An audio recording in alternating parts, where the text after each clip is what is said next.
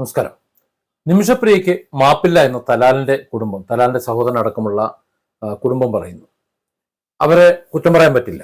ആ രാജ്യത്തിന്റെ വികാരം, അതായത് ഈ ഹൂത്തികളുടെ ഒരു വിഭാഗം, ഇപ്പോൾ യമൻ തന്നെ രണ്ട് ഭാഗമായിട്ടാണ് ഉള്ളത്. അതിൽ ഹൂത്തികളുടെ ഭരണത്തിന് കീഴിലുള്ള പ്രദേശം ഒന്നാകെ, ഇവിടെ നമ്മൾ നിമിഷപ്രിയയ്ക്ക് വേണ്ടി സംസാരിക്കുന്നത് പോലെ അവിടെ തലാലിന് വേണ്ടി അവർ സംസാരിച്ചുകൊണ്ടിരിക്കുകയാണ്. അത് അവർ കുറ്റം പറയാൻ പറ്റില്ല. കാരണം അവരിൽ ഒരാളെ കൊന്ന്, മരുന്ന് കുത്തിവെച്ച് കൊന്ന്, മയക്കുമരുന്ന് കുത്തിവെച്ച് കൊന്ന് കഷണങ്ങളാക്കി വളരെ ക്രൂരമായി വെട്ടി നുറുക്കി ചാക്കിൽ കെട്ടി ടാങ്കിൽ നിക്ഷേപിച്ചിട്ട് കടന്നു കളഞ്ഞ അതിക്രൂരയായ ഒരു കൊലപാതകിയാണ് നിമിഷപ്രിയ.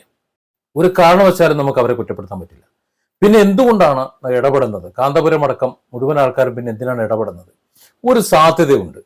അതായത് ഇസ്ലാം ശരീഅത്തിന്റെ അടിസ്ഥാനത്തിൽ, ശരീഅത്ത് നിയമം അനുസരിച്ച്, കാരണം അവിടെയൊക്കെ ശരീഅത്ത് നിയമമാണ് നടക്കുന്നത്. അതുകൊണ്ട് കൊല്ലപ്പെട്ട ആളുടെ, വധിക്കപ്പെട്ട ആളുടെ കുടുംബം മാപ്പ് കൊടുത്താൽ അവർക്ക് ജീവൻ കിട്ടും, തിരിച്ചു പോരാം. അവർ മാപ്പ് കൊടുത്തു കഴിഞ്ഞാൽ അങ്ങനെ ഒരു നിയമവ്യവസ്ഥിതി അവിടെ ഉണ്ട്. നമ്മുടെ രാജ്യത്തില്ല, അല്ലെങ്കിൽ മറ്റെവിടെയുമില്ല. ഇവിടെ കോടതി തന്നെയാണ് കാര്യങ്ങൾ തീരുമാനിക്കുന്നത്. അതത് രാജ്യത്തെ നിയമവ്യവസ്ഥ അനുസരിച്ചിട്ടാണ് അവിടെ കാര്യങ്ങൾ പാലിക്കപ്പെടുന്നത്. അവിടെ നടക്കുന്നത്, കുടുംബം മാപ്പ് കൊടുത്തു കഴിഞ്ഞാൽ നിമിഷപ്രിയയ്ക്ക് ഇനി തെറ്റ് ചെയ്യാതെ അതിൽ പശ്ചാത്തപിച്ചുകൊണ്ട് അവരോട് മാപ്പ് ചോദിച്ച് തുടർന്ന് നല്ല ജീവിതം നയിക്കാൻ സാധിക്കും എന്ന ഒരു സാധ്യതയുണ്ട്. ആ സാധ്യത പരമാവധി എങ്ങനെയെങ്കിലും സംഘടിപ്പിക്കുക, അതിനുള്ള ഒരു പരിശ്രമമാണ് എല്ലാവരും നടത്തിക്കൊണ്ടിരുന്നത്. പക്ഷേ ഈ തലാലിന്റെ കുടുംബം ഒരു തരത്തിലും അടുക്കാൻ തയ്യാറായിരുന്നില്ല. ഇപ്പൊ ഇവിടെ എനിക്ക് സ്വാഭാവികമായിട്ടൊരു സംശയമുള്ളത്, ഏതാണ്ട് $40,000 സംഘടിപ്പിച്ച് കൊടുത്തിരുന്നു എന്ന് പറഞ്ഞു. മറുനാടൻ അടക്കം സംഘടിപ്പിച്ച എമൗണ്ട് ആണ്. ആ എമൗണ്ട് തലാലിന്റെ അല്ലെങ്കിൽ അവരുടെ കുടുംബത്തിന്റെ അടുത്തേക്ക് എത്തി എന്ന് പറഞ്ഞത് ആരോ അടിച്ചു മാറ്റി. ആ അടിച്ചു മാറ്റിയത് ഇനി ആക്ഷൻ കൗൺസിലുള്ളവരാണോ അല്ലെങ്കിൽ അവർ ആർക്കെങ്കിലും കൊടുത്തതാണോ എന്ന് മാത്രമേ ഇനി അറിയേണ്ടതുള്ളൂ. രണ്ടായാലും ഇപ്പോഴും ഈ കാന്തപുരം ഇടപെട്ടതിന് ശേഷവും മാപ്പ് കൊടുക്കുന്ന പ്രശ്നമില്ല എന്ന നിലപാടിൽ ഉറച്ചു നിൽക്കുന്ന തലാലിന്റെ കുടുംബം ഈ പണം ഏറ്റുവാങ്ങി എന്ന് വിശ്വസിക്കാൻ പറ്റില്ല. അല്ലെങ്കിൽ അതുമായിട്ട് ബന്ധപ്പെട്ട ആരും തന്നെ പണം ഏറ്റുവാങ്ങി എന്ന് വിശ്വസിക്കാൻ പറ്റില്ല. അതായത് അതാരോ അടിച്ചു മാറ്റി, ഇതിനിടയിൽ അടിച്ചു മാറ്റി. അതുകൊണ്ടാണ് ഈ ചേരിതിരിവൊക്കെ ഉണ്ടാകുന്നത്. ഇതിന് പുറത്തു വരുമല്ലോ, ആരാണ് ഈ പണം അടിച്ചു മാറ്റിയെന്നുള്ള വിവരം വൈകാതെ പുറത്തു വരുമല്ലോ. ഒരു ബേജാറും ഉണ്ടാവും. അതവിടെ നിൽക്കട്ടെ, അത് നമുക്ക് പിന്നീട് സംസാരിക്കാം. ഏതായാലും നിമിഷപ്രിയയെ സംബന്ധിച്ചിടത്തോളം അവിടുത്തെ നിയമം അനുസരിച്ച്, അവിടുത്തെ യമനിലെ നിലവിലുള്ള നിയമം അനുസരിച്ച് തലാലിന്റെ കുടുംബം മാപ്പ് കൊടുത്താൽ, അത് രേഖാമൂലം കോടതിയിലേക്ക് കൊടുക്കാൻ തയ്യാറായാൽ, സ്വാഭാവികമായും നിമിഷപ്രിയയ്ക്ക് പിന്നെയുള്ള മറ്റെന്തെങ്കിലും കൊലപാതകത്തിന്റെ മറുഭാഗത്ത് മറ്റെന്തെങ്കിലും ശിക്ഷാ നടപടികളുണ്ടെങ്കിൽ അത് പൂർത്തിയാക്കി തിരിച്ചു പോരാം. അപ്പോൾ ആ ഒരു സാധ്യതയ്ക്ക് എന്ത് ചെയ്യണം? അവിടെയാണ് കേന്ദ്ര സർക്കാർ ബുദ്ധിമുട്ടിയത്. കാരണം അവിടെ ഈ ഹൂത്തികളുടെ അധീനതയിലുള്ള ആ പ്രദേശത്ത് ഒരു എംബസിയോ കാര്യങ്ങളോ ഒന്നുമില്ല. ഇന്ത്യ ഗവൺമെന്റിന് നേരിട്ടൊന്നും ചെയ്യാൻ കഴിയില്ല. അതായത് ഭരണപരമായി, സർക്കാർപരമായി ഒന്നും ചെയ്യാൻ പറ്റില്ല. പിന്നെ ഇറാനുമായി ഒന്ന് ബന്ധപ്പെട്ടൊന്ന് ശ്രമിച്ചു നോക്കാനാണ്. പക്ഷെ അവിടെ എത്തുമ്പോഴേക്കും അത് രാഷ്ട്രീയമായുള്ള ഇടപെടലായതുകൊണ്ട് തന്നെ അതൊരിക്കലും സാധ്യമല്ല. അവിടെയാണ് എല്ലാവരും നിസ്സഹായരായി പോയത്. അതായത് ഒരു അഭ്യർത്ഥന, തലാലിന്റെ കുടുംബത്തിലേക്ക് ഒരു അഭ്യർത്ഥിക്കാൻ വേണ്ടിയിട്ട് ശ്രമിക്കുമ്പോൾ അതിനൊരു സാധ്യതയും ഇല്ലാതിരുന്നിടത്താണ് ചാണ്ടിയമ്മന് ഒരു ബുദ്ധി തോന്നി കാന്തപുരത്തെ സമീപിക്കുന്നത്. കാന്തപുരം പൊതുവെ ഈ ലോകത്തെ മുഴുവൻ മുസ്ലിം സമൂഹത്തിൽ, നമുക്ക് മലയാളികൾക്ക് അത്ര അങ്ങോട്ട് പറ്റിയിട്ടില്ല എന്നുണ്ടെങ്കിലും അല്ലെങ്കിൽ അറിയില്ല എന്നുണ്ടെങ്കിലും, അറിയപ്പെടുന്ന, ബഹുമാനിക്കപ്പെടുന്ന ഒരു പണ്ഡിതനും ഒരു ഒരു ആത്മീയ ഗുരുവും ഒക്കെ ആയതുകൊണ്ട് അവർ തമ്മിലൊരു ബന്ധമുണ്ട്. ഇപ്പൊ നമ്മൾ പറയുമല്ലോ, ഇന്ന ആള് പറഞ്ഞു കഴിഞ്ഞാലേ കേൾക്കുള്ളൂ, നമുക്ക് അവരോടൊന്ന് റെക്കമെൻഡ് ചെയ്യാം എന്ന് പറയുന്ന പോലെ, അദ്ദേഹം ചെന്ന് പറയുമ്പോൾ ഒരു നിവൃത്തിയില്ലാതെ പിന്നെ എന്തോ പണ്ടാരടക്ക് എന്ന് പറയും അല്ലേ? അപ്പൊ ആ ഒരു പ്രതീക്ഷയിൽ കാന്തപുരം AP അബൂക്കർ ഉസ്താദ് യമനുമായി ബന്ധപ്പെടുമ്പോൾ സ്വാഭാവികമായിട്ടും അവിടുത്തെ സൂഫി സന്യാസികളും അതുപോലെ പണ്ഡിതന്മാരും തലാലിന്റെ കുടുംബവും മറ്റുള്ളവരുമൊക്കെ ഒരുമിച്ചിരിക്കുന്ന ഒരു സാഹചര്യമുണ്ട്. ഇതൊരു അത്ഭുതമാണ്. ആദ്യമായിട്ടാണ് അങ്ങനെ ഒരു ഇരിക്കുന്നത്. പക്ഷെ നമ്മൾ ഇപ്പോഴും മനസ്സിലാക്കേണ്ടത്, തലാലിന്റെ കുടുംബം മാപ്പ് കൊടുക്കുന്ന പ്രശ്നമില്ല എന്നാണ് പറയുന്നത്. തങ്ങളുടെ ഭാഗം പറയാൻ വേണ്ടിയിട്ടാണ് ഞങ്ങൾ അവിടെ വന്നത് എന്ന് പറയുമ്പോൾ അതിനെങ്കിലും അവർ ഒരുമിച്ചിരുന്നല്ലോ. ഞങ്ങൾക്കൊന്നും പറയാനില്ല, തൂക്കിക്കൊന്നാ മതി എന്ന് പറഞ്ഞുകൊണ്ടിരുന്നവർ തങ്ങളുടെ ഭാഗം പറയാനുണ്ട് എന്ന് വന്ന് പറയുന്ന ഒരു സാഹചര്യം അവിടെ ഉണ്ടായി അല്ലേ? അതെന്തുകൊണ്ടാണ്? അത് കാന്തപുരത്തിന്റെ ആത്മീയപരമായ ഇടപെടലാണ്. ആത്മീയപരമായ ഇടപെടൽ എന്ന് പറയുമ്പോൾ രണ്ടും ഒരേ ഗ്രൂപ്പാണെന്ന് ചിന്തിക്കരുത്. സുന്നി വിഭാഗത്തിലുള്ള ഒരു ആത്മീയ ആചാര്യനോടാണ് പറയുന്നത്. അതായത് കാന്തപുരത്തിന്റെ സുഹൃത്തിനോടാണ് പറയുന്നത്, വേണ്ടപ്പെട്ട ആളിനോട് പറയുന്നത്. അവരാകട്ടെ ഷിയ വിഭാഗത്തിലുള്ളവരോടാണ് റെക്കമെൻഡ് ചെയ്യുന്നത്. അപ്പോൾ ആത്മീയ ഗുരുക്കന്മാർ അല്ലെങ്കിൽ മത നേതാക്കൾ തമ്മിലൊരു ബന്ധമുള്ളത് കൊണ്ട് ആ നിലയിൽ ഒന്ന് പരിശ്രമിച്ചതാണ് ഇന്ന് വലിയൊരു പാതകമായി ഇവിടെ ചിന്തിക്കുന്നത്. ഇവിടെ കാന്തപുരത്തിന്റെ ഹൂത്തി ബന്ധം അന്വേഷിച്ച് നടക്കുകയാണ്. എന്താ ഹൂത്തികൾ ആരെങ്കിലും ഇവിടെ ഈ ഇന്ത്യക്കാരെ പിടിച്ചങ്ങ് തിന്നോ? എന്തെങ്കിലും ഉണ്ടോ? ഒന്നുമില്ലല്ലോ. ഇന്ത്യക്കാർക്ക് എന്ത് ഹൂത്തികളെ സംബന്ധിച്ചിട്ട് ഇന്ത്യക്കാർക്ക് എന്തൊരു ശത്രുത ഉണ്ടോ എന്ന് എനിക്ക് തോന്നുന്നില്ല. ഇന്ത്യക്കാരെ ഒന്നും ഉപദ്രവിച്ചിട്ടൊന്നുമില്ല അവർ. അതുകൊണ്ട് നമ്മൾ അമേരിക്കയ്ക്ക് പറ്റാത്ത ആൾക്കാരായതുകൊണ്ട് നമുക്കും പറ്റാത്ത ആൾക്കാരെന്ന് പറയുന്ന നിലപാടെടുത്ത് നിൽക്കുന്നതാണ്. കാര്യം അങ്ങനെ ശത്രുക്കളാണെന്നുണ്ടെങ്കിൽ ഈ യമനിൽ നിന്നൊക്കെ ഇവിടെ വിദ്യാർത്ഥികളുണ്ട്, ഇന്ത്യയിൽ പഠിക്കുന്നവരുണ്ട്. ഇവിടെ നമ്മൾ സോഷ്യൽ മീഡിയയിൽ ഇറക്കി വിടുന്ന ഓരോ പോസ്റ്റുകളും, അത് തലാൽ വിരുദ്ധ പോസ്റ്റ് ആയാലും നിമിഷപ്രിയ വിരുദ്ധ പോസ്റ്റുകളായാലും അതെല്ലാം അവർ കാണുന്നുണ്ട്. അപ്പക്കപ്പോ അവരുടെ കുടുംബത്തിലേക്ക് അത് എത്തിക്കുന്നുണ്ട്. നമ്മൾ കാണുന്നതിന് മുമ്പ് അവിടെ എത്തിക്കുന്നുണ്ട്.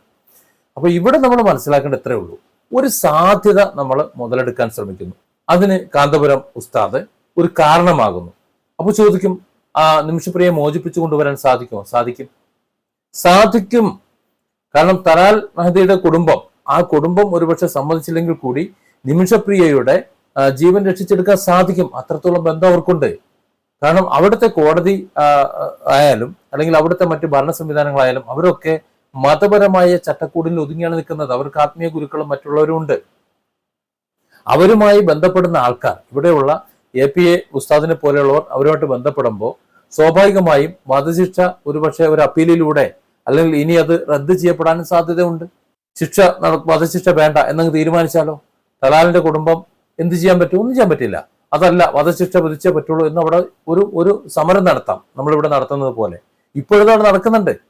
കാരണം അവിടെ തലാലിനെ ഇത്ര ക്രൂരമായി കൊന്ന നിമിഷപ്രിയയെ വെറുതെ വിടണം എന്ന് ആവശ്യപ്പെട്ടത് തന്നെ അവിടെയുള്ളവർക്ക് പറ്റിയിട്ടില്ല. പറ്റാത്ത വിധത്തിൽ അവർ അത്രത്തോളം പ്രതിഷേധത്തിലാണ്. ആ പ്രതിഷേധം ഒരുപക്ഷെ കനത്തിട്ടൊരു വലിയൊരു വിഷയം തന്നെ ഉണ്ടാകും. പക്ഷെ അപ്പോഴും ഈ ആത്മീയ ബന്ധങ്ങൾക്ക് വില കൊടുക്കേണ്ടി വരുന്നത് കൊണ്ട് ഒരുപക്ഷെ വധശിക്ഷ ഒഴിവാക്കിയേക്കും. അതിനുള്ള സാധ്യത കാണുന്നുണ്ട്. ഇനി ആ സാധ്യതയിലേക്കാണ് പോണത്. പക്ഷെ അതിനെ കൂടി തടയിടുന്ന വിധത്തിലാണ് ഇവിടുത്തെ ഈ കേരളത്തിലെ ഏതാനും വർഗീയവാദികളും വിഷവിത്തുകളുമായിട്ടുള്ള കുറച്ചു പേർ ശ്രമിച്ചുകൊണ്ടിരിക്കുന്നത് എന്നതാണ് ഏറ്റവും ഖേദകരം, അത്യന്തം ഖേദകരം. ഒരുപാട് പേർ, ഒന്നുകിൽ കാന്തപുരത്തോട് ദേഷ്യമുള്ളവർ, അതല്ല എന്നുണ്ടെങ്കിൽ നിമിഷപ്രിയയോട് ദേഷ്യമുള്ളവർ. ഇവരൊക്കെ മനുഷ്യന്മാരല്ലേ? പിന്നെ നമ്മൾ മനസ്സിലാക്കേണ്ടത്, ഇവിടെ കാന്തപുരം ഒരു സുപ്രഭാതത്തിൽ നേരെ അങ്ങോട്ട് പോയതല്ല. പ്രധാനമന്ത്രി മോദിയുമായി നല്ല ബന്ധമാണ് ഈ കാന്തപുരത്തിന്. ഇവിടെ ആത്മീയ നേതാക്കന്മാർക്കൊന്നും BJP ഒന്നും RSS ഒന്നുമില്ല. എല്ലാ നേതാക്കന്മാരുമായിട്ടും എല്ലാവർക്കും ബന്ധമുണ്ട്. അപ്പോൾ എന്തെങ്കിലും ഒരു കാര്യം ഗവൺമെന്റ് തലത്തിൽ നടക്കാതെ വന്നു കഴിഞ്ഞാൽ സ്വാഭാവികമായും കേന്ദ്ര സർക്കാർ പൊട്ടന്മാരൊന്നുമല്ലല്ലോ അവിടെ ഇരിക്കുന്നത്. അവരും ഇതിന് സാധ്യതയുള്ള ആൾക്കാർ ആരായും. എന്തുകൊണ്ടാണ് ഓപ്പറേഷൻ സിന്ദൂരിനെ വിശദീകരിക്കാൻ വേണ്ടി ശശി തരൂരിനെ പറഞ്ഞു വിട്ടത്? ശത്രുപക്ഷത്തു നിന്നല്ലേ, പ്രതിപക്ഷത്തു നിന്നല്ലേ ശശി തരൂരിനെ തൂക്കിയെടുത്ത് കൊണ്ടുപോയത്? ഇല്ലേ? അപ്പൊ അതുപോലെ മറ്റു പക്ഷത്തു നിന്ന് ജോൺ ബ്രിട്ടാസിനെ കൊണ്ടുപോയത് എന്തിനാ? ഇടതുപക്ഷത്തു നിന്ന് ഒരാളെ കൊണ്ടുപോയത് മോദിയുമായിട്ട് എന്തെങ്കിലും ബന്ധമുണ്ടോ?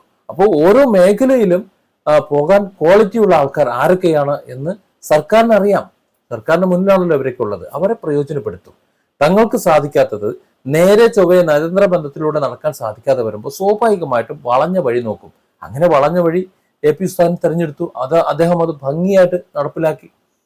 ആദ്യം വധശിക്ഷ നീട്ടിവെക്കാനുള്ള തീയതി നിശ്ചയിച്ചിട്ടില്ല. അപ്പോൾ ഒരു സ്റ്റേ ചെയ്തു എന്ന് വേണമെങ്കിൽ പറയാം.